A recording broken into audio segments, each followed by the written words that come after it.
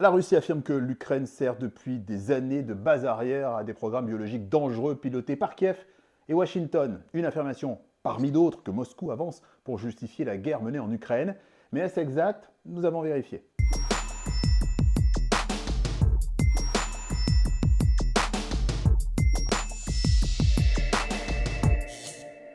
Le 11 mars dernier, l'ambassadeur russe aux Nations Unies, Vassili Nebenza, affirmait ceci devant le Conseil de sécurité à New York. L'Ukraine dispose d'un réseau de 30 laboratoires où sont menées des expériences biologiques très dangereuses. Une déclaration péremptoire, sans éléments factuels, sans preuve. La Russie n'a apporté aucune preuve de ces accusations, y compris devant le Conseil de sécurité.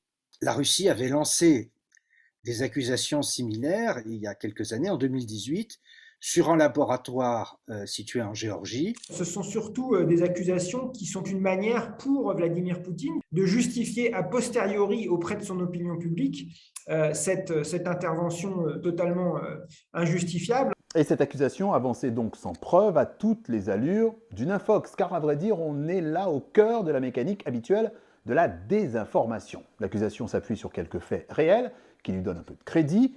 On sait que les laboratoires scientifiques existent bel et bien en Ukraine, notamment pour la recherche médicale. On sait aussi que certains de ces laboratoires s'appuient sur le savoir-faire des États-Unis.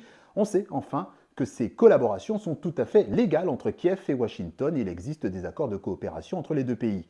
Mais la Russie détourne tous ces éléments pour faire croire que ces recherches scientifiques sont dangereuses. Ces théories-là, ils sont là, d'une certaine manière, noyer les opinions occidentales sous une profusion d'informations contradictoires. On peut imaginer que toute la longue séquence liée au Covid et aux interrogations autour du rôle de l'Institut de virologie P4 de Wuhan ont beaucoup préparé un petit peu une partie de l'opinion. Comme on sort d'une pandémie, il y a l'idée qu'on y développe peut-être les prochaines maladies de demain.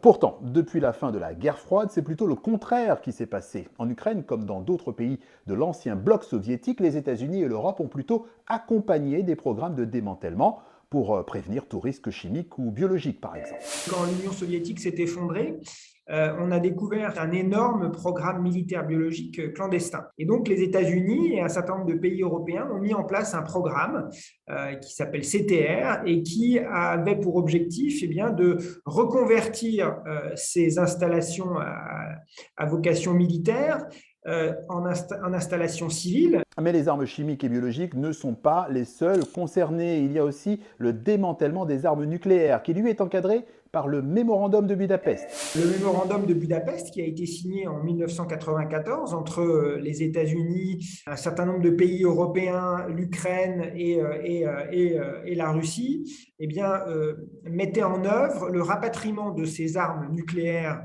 de l'Union soviétique présentes en Ukraine. Ils ont poussé l'Ukraine à rendre son arsenal nucléaire à la Russie en échange de la garantie de ses frontières. Sauf que cette garantie a sauté dès février 2014 avec l'annexion de la Crimée.